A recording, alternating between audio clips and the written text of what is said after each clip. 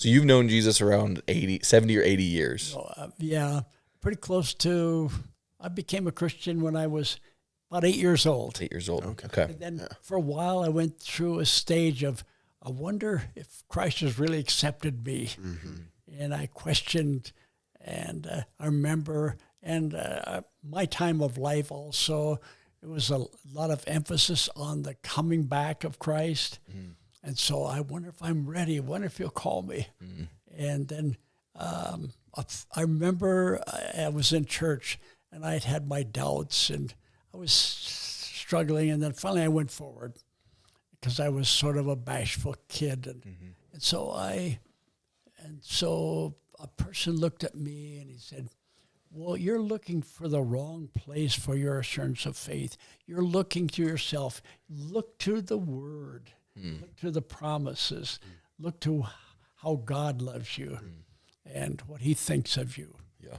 And so that's what he pointed me from myself to the Word. And that's where it became real. Yeah. Wow. That's good. Talking about the Bible, I know a little bit of, kind of your current life state now where you're taking care a lot of Beulah and her life situation. And I think it can be easy to jump in here and people can be like, man, there's a lot of great things going. And I think there is a lot to celebrate, right? Yeah. But there also is a reality of there's some hardships being in your 90s. And so there's a part of me that I'm just curious, when talking about the Bible, is there something that you hold on to that you kind of maybe gets you through the day-to-day or month-to-month? Well, I guess that's different from me now because I don't have a lot to look forward to. I'm 90. Mm-hmm. And I didn't expect to be living this long. Yeah. My parents both died in their early 70s. Mm. And my family doesn't have a long tradition of life. And so there's one thing that's different from me now that I don't make plans out. I had a 4 or 5 year plan many a time. Mm. I would try to think about what am I going to do? What am I going? And now I kind of into my life, and I look back and I think, what has really stood me? And God has never disappointed me. Mm. And so I'm still learning about God. There's always something to learn about God, and learn about that love that just accepts a person. And so I have to learn that for myself. And so I make that one of my prayers. God, help me to, I don't have that love in myself.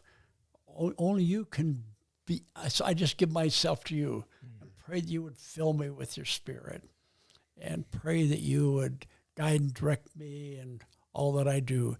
I want to be a witness for you here where I am right now, but I don't know how. So help me to do that. I just give myself to you for today. And so I pray a lot and I read a lot. I read in the Bible. I still read that.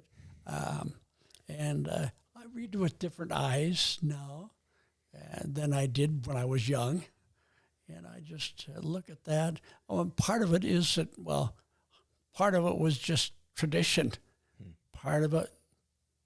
So I think a lot about, was this tradition that was given to me, or is it something that I really see in here?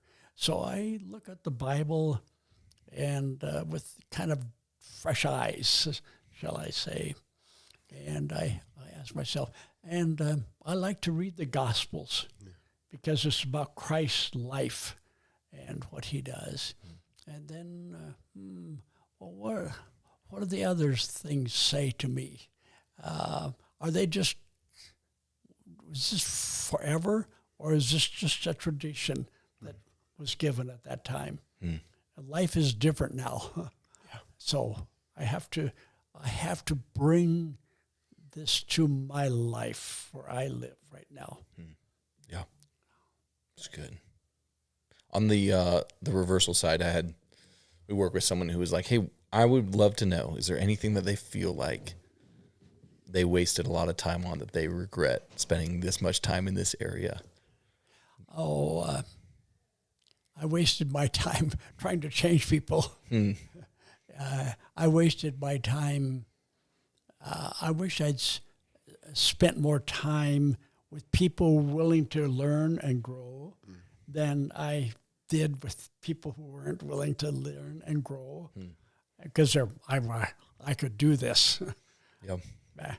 And I can't. Yeah. Only God can make another person grow, and I can't. I might be able to persuade them, but I can't make them. There's a difference. And so as I look back, I think that probably that would be the thing.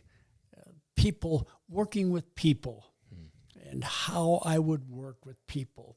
And I discounted too many people, I think.